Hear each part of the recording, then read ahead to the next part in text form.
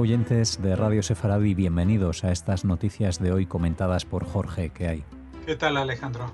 Estos son los titulares del día. El nuevo panorama político israelí no quedará claro hasta la medianoche de este miércoles, aunque ya se conoce al nuevo presidente. El nuevo jefe del Mossad se pronuncia con dureza contra Irán y el acuerdo nuclear. El principal representante del Islam en España recomienda libros integristas en la Mezquita de Madrid. Denuncia una agresión antisemita en el metro de Viena y la policía evita actuar por no ser judía y leer un libro inapropiado. Estos son los temas de hoy en la primera parte de las noticias de Radio Sefarad, que darán paso a la agenda cultural.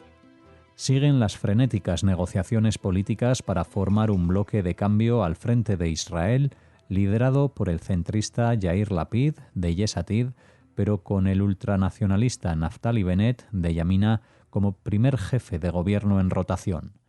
Aunque solo falten minutos, puede haber deserciones que no permitan la salida de Netanyahu. Casi todos los líderes de la nueva coalición han recibido amenazas de muerte en las últimas horas. Una asesora legal de la presidencia israelí rechazó la petición del partido Likud que lidera Netanyahu contra la posibilidad de que Bennett ocupe el primer turno de la jefatura de gobierno por haber sido Lapid quien recibió el encargo presidencial. Desde este estamento se comunicó que el miembro de la Knesset, el Parlamento israelí, encargado de formar gobierno, puede servir como primer ministro suplente en el primer periodo antes del cambio, en virtud del párrafo 13a de la ley básica. De informar Lapid al presidente de Israel, Reuven Rivlin, que tiene garantizada la creación de un ejecutivo, contaría con una semana para terminar de darle forma y designar a sus ministros. Dicha coalición sacaría a Netanyahu del poder tras 15 años, 12 de ellos de forma consecutiva, y sería la primera vez que, además de la amplitud ideológica de partidos, desde la izquierda a la derecha más dura, se contaría con el apoyo externo de una lista árabe, la islamista Ra'am. Por otra parte, el exlíder del Partido Laborista, Isaac Herzog, ha sido elegido como nuevo presidente de Israel en sustitución de Reuven Rivlin en una votación en el Pleno del Parlamento, de la Knesset, en la que se impuso a la candidata Miriam Peretz. Es sobrino del histórico ministro de Exteriores Ava Evan e hijo del difunto Chaim Herzog, presidente de Israel entre 1983 y 1993. Tomará posesión el próximo 9 de julio. Sí, bueno, es un caso particular el de Herzog, porque hasta ahora, por lo menos en Israel, nunca había pasado que hubiera dos presidentes que fueran padre e hijo. En este caso, Isaac Herzog sería el hijo del anterior Chaim Herzog, que estuvo como presidente del 83 al 93. Y como reseña la noticia, también es sobrino del famoso ministro de Exteriores en los primeros años de Israel y después durante mucho tiempo Ava Evan. Pero la noticia principal sigue siendo la que ya anunciábamos ayer y comentábamos sobre la posibilidad que cuando ustedes escuchen esto puede haberse confirmado definitivamente de la formación de un gobierno de unidad que lograría, formarse sin Netanyahu. Netanyahu, que ha sido la figura omnipresente en prácticamente los dos últimos decenios en Israel. Como dice la noticia, ha gobernado en los 12 últimos años de forma continuada y aparte en época un poco anterior estuvo 3 años también al frente del gobierno. Por lo tanto, son cambios que realmente van a ser trascendentales. El de la figura del presidente es menos trascendental porque en general es una figura más no decorativa, pero sí que tiene menos atribuciones y peso en la vida cotidiana, aunque a Reuven Rivlin, el actual presidente de Israel, le ha tocado lidiar con esta serie de tantísimas elecciones en apenas 2 años y en cada una de ellas hablar con los parlamentarios representantes de los distintos partidos para ver quién podía formar coalición, etcétera, etcétera. Es decir, que estuvo muy atareado en labores que prácticamente son políticas y no representativas como suele ser el cargo. A Isaac Herzog lo conocíamos de hace unos años cuando, bueno, veremos si también se sigue usando su seudónimo Bougie. Estaba al frente del Partido Laboralista, no tuvo gran éxito, pero en comparación a lo que vino después tampoco fue tan desastroso su paso por la política. En general, en los últimos años, por ejemplo, había estado en la agencia judía con el tema de la inmigración, no participó tanto en la vida política, por lo tanto yo creo que va a ser una figura que se va a acoplar muy bien al cargo. Y por otra parte, pues ya le tocará lidiar con el próximo primer ministro, sea cual sea. Si finalmente este gobierno de unidad pone a Naftali Bennett al frente, o que hay una convocatoria de elecciones e incluso puede salir reelegido Netanyahu.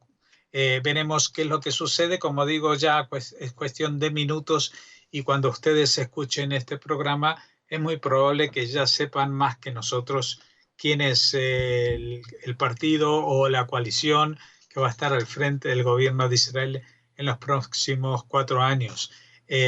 Aunque en estos últimos tiempos de esta forma de gobiernos de unidad con rotación que hasta ahora no se ha producido. En este caso último de Netanyahu, que tenía que haberse producido con Benny Gantz, al final no se produjo.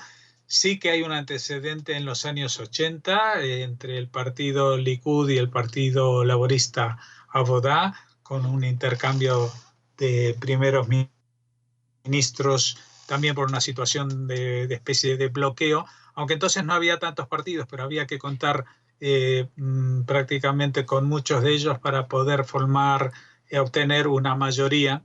Hoy en día incluso los partidos mayoritarios son, valga la redundancia, demasiado minoritarios. Es decir, los partidos que más diputados han conseguido en estas últimas elecciones, que ha sido el Likud, apenas superaba la treintena para un total de 120 escaños, con lo cual no llegaban al 30% en ninguno de ellos. Con una escena política tan repartida, y a pesar de que la cantidad de votos para obtener el corte es bastante elevado, es decir, hace falta obtener más del 3,5%, 3,7% creo que es, de los votos para poder entrar en la Knesset. No se puede entrar con un solo representante, sino que tiene que haber un mínimo de 3 o 4.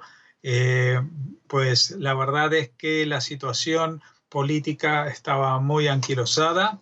Vamos a ver si en estas próximas horas se despeja la duda, y en ese caso de que el gobierno de unidad logre consolidarse, pues tiene una semana Yair Lapid como representante del partido que más votos tiene dentro de esa coalición, para presentar una lista con todos los ministros que irán. El último truco, la última bala en el cargador que tenía Netanyahu era decir que, bueno, si el presidente le había encargado a Lapid ser primer ministro, pues no podían presentar una lista con Bennett como primero de esos primeros ministros. Resulta que sí, que según la ley se puede hacer, y Netanyahu lo sabe perfectamente porque él se lo propuso también, no solamente al propio Bennett, sino también a Gideon Sa'ar, y también había alguien más que ahora ya, pasadas las horas, pues me parece, sí, Gideon Sa'ar y Naftali Bennett, a estos dos se los propuso, pero con ninguno se llegó a un acuerdo tal. Es lo que hay y habrá que esperar a ver qué es lo que definitivamente sucede, pero son tiempos de cambios políticos en Israel, así que eso también dará tema de conversación para las próximas emisiones de estos informativos. David Barnea, nuevo jefe del Mossad, la agencia de espionaje exterior israelí, asumió oficialmente sus funciones y se expresó con dureza hacia Irán y el acuerdo nuclear internacional que se estuvo conversando en estos meses, desde que Joe Biden asumió la presidencia de Estados Unidos. El aparente acuerdo entre Irán y las potencias solamente refuerza la sensación de aislamiento en la que nos encontramos sobre este tema, y digo que claramente no vamos a actuar según la regla de la mayoría, porque esa mayoría del mundo no va a pagar el precio del error de evaluación sobre esta amenaza. Barnea advirtió que el plan iraní se seguirá encontrando con el brazo fuerte del Mossad y aseguró que dentro de la agencia de inteligencia conocen con detalle el programa nuclear, sus partes, las personas que trabajan en él y los actores que los lideran. Y vaticinó: nuestro papel en la guerra secreta es más central que nunca. Nuestra actividad operativa se sentirá aún más en los próximos años.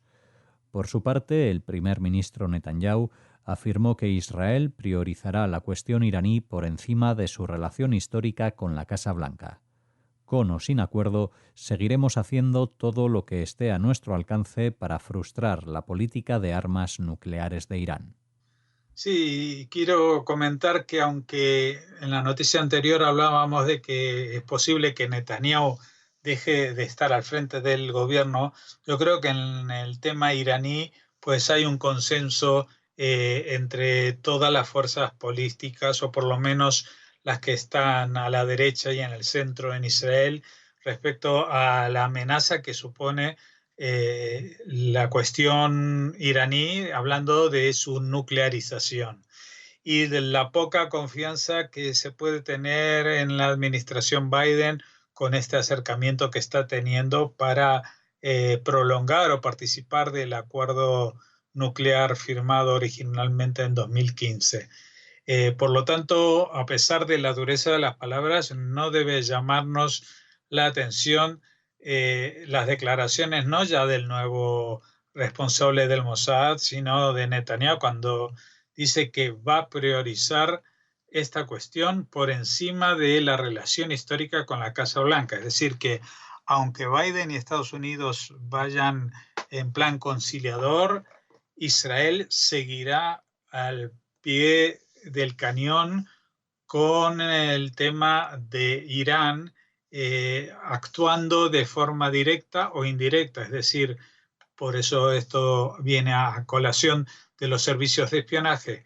Ya se ha hablado bastante de operaciones que podrían haber, accidentes que están pasando en Irán y que podrían ser obra de Israel. Yo creo que los iraníes tendrían que tomar en cuenta el nivel de porosidad que tienen en sus secretos oficiales y que Israel prácticamente lo sabe absolutamente todo sobre el armamento nuclear que están desarrollando. Y otra cosa es que le crean o que los otros países y organizaciones actúen de forma acorde con ello. Ayer hablábamos del informe de la Organización Internacional de la Energía Atómica diciendo de que ellos no podían afirmar que Irán no esté desarrollando armamento nuclear, que era como decir: Irán sí está desarrollando este armamento nuclear y por eso no nos dejan inspeccionar.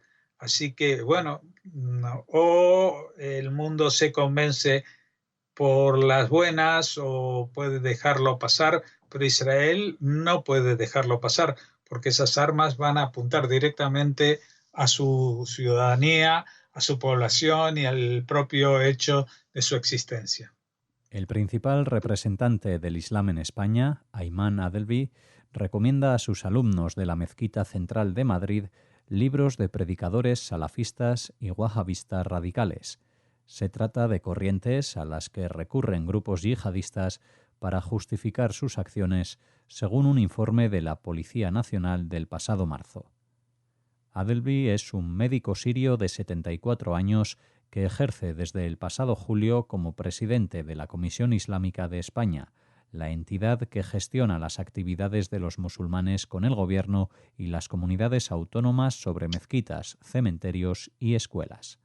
Adelby, que también preside la Unión de Comunidades Islámicas de España, aconseja a sus estudiantes textos del clérigo y profesor de Derecho Islámico Umar Sulaiman al-Asghar, que perteneció a la organización integrista Hermanos Musulmanes, al-Ikhwan al-Muslimin, así como al telepredicador salafista radical canadiense afincado en Qatar, Abu Amenah Bilal Phillips, que fue señalado por Estados Unidos como inspirador en 1993 de un atentado en el aparcamiento de una de las Torres Gemelas de Nueva York, ataque que causó 6 muertos, más de 400 heridos y sembró el pánico en Manhattan, hechos por los que se vetó su entrada en Estados Unidos, Reino Unido, Dinamarca, Australia, Alemania, Bangladesh y Kenia.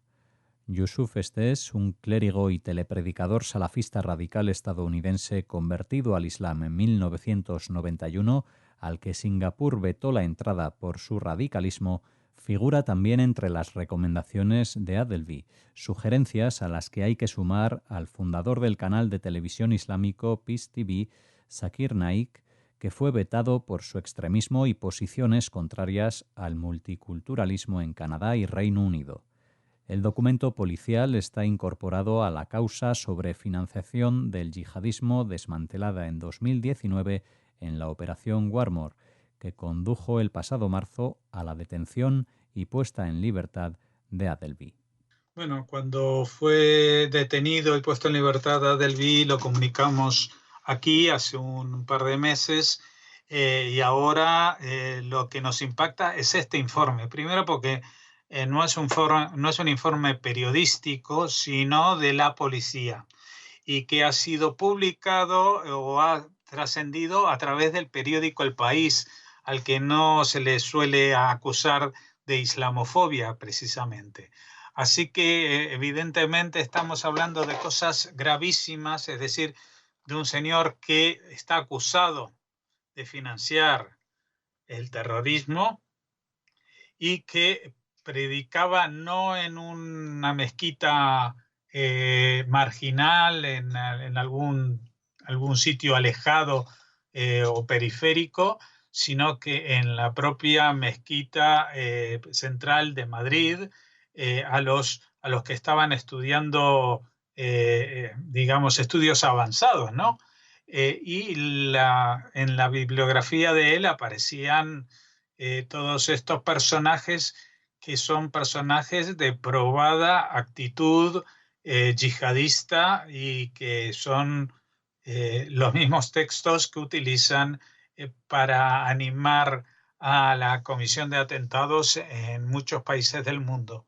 Así que, justamente porque no pensamos que todos los musulmanes son así, creemos que la comunidad musulmana en España tiene que reaccionar y purificar o limpiar sus filas de elementos como estos, porque si no va a ser muy difícil que se libren del estigma que relaciona a una religión con una actitud política y terrorista como es el yihadismo. Un suceso en la capital austríaca ha dejado en evidencia a la policía de la ciudad por la insólita respuesta a una estudiante que fue agredida en el metro. La joven de 19 años denunció una agresión antisemita de 3 individuos cuando estaba sentada en el vagón leyendo un libro sobre judaísmo titulado Los judíos en el mundo moderno. Según relató, 3 personas comenzaron a insultarla y a llamarla asesina de niños, llegando incluso a tirarla del pelo.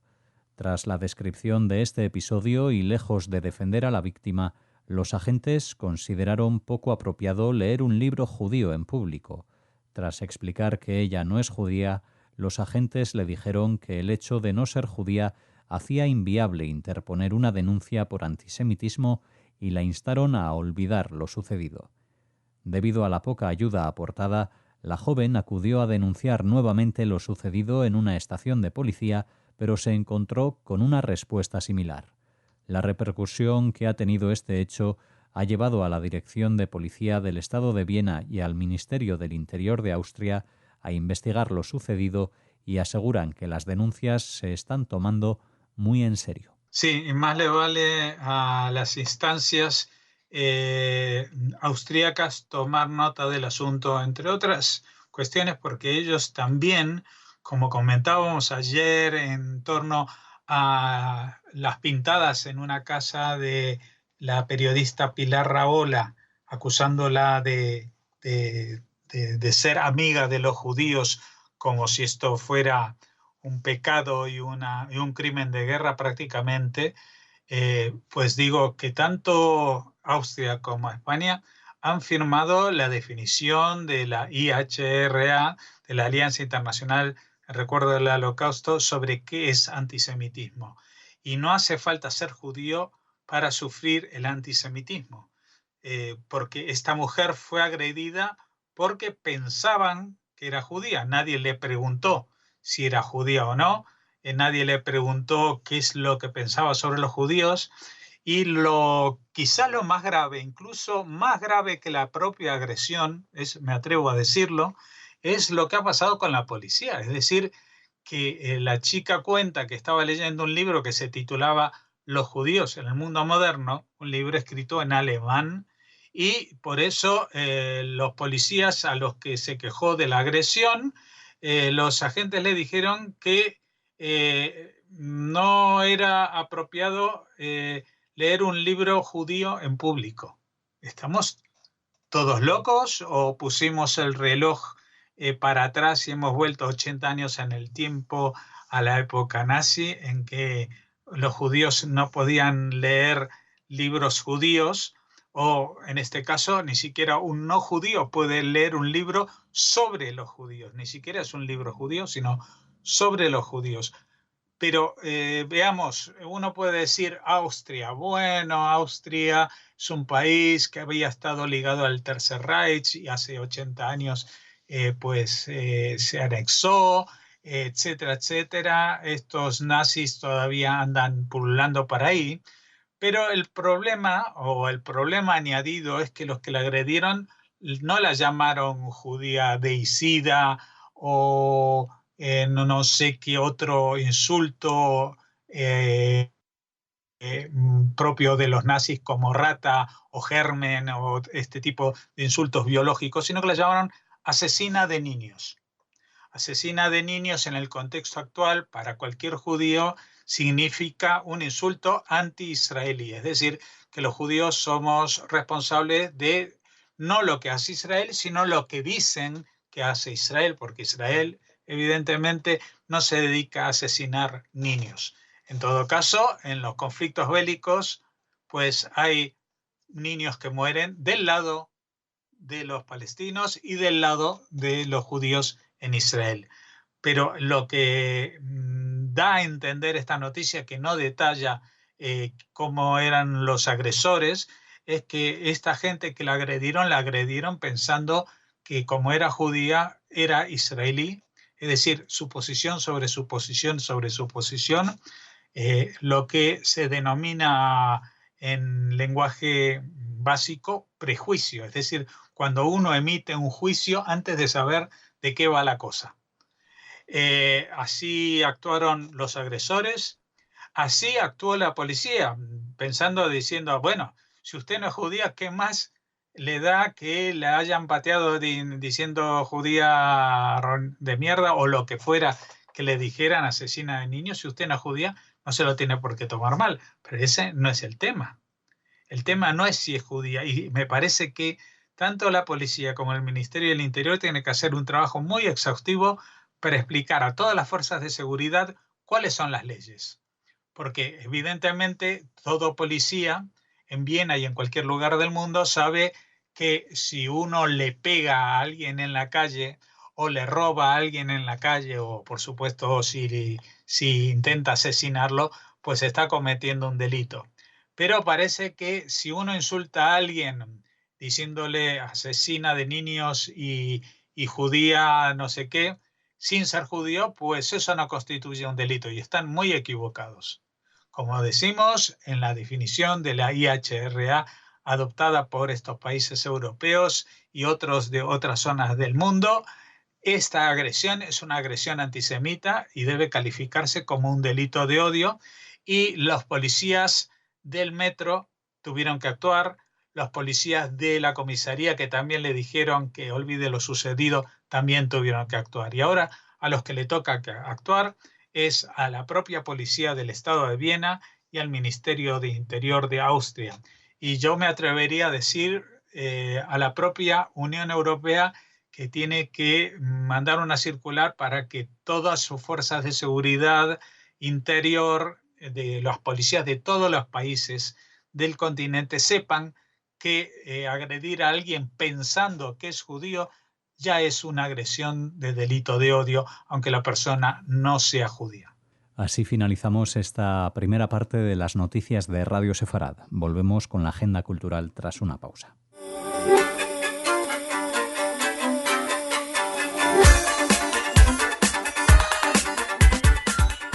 Comenzamos ahora esta agenda de las noticias de Radio Sefarad. Hola, Raquel.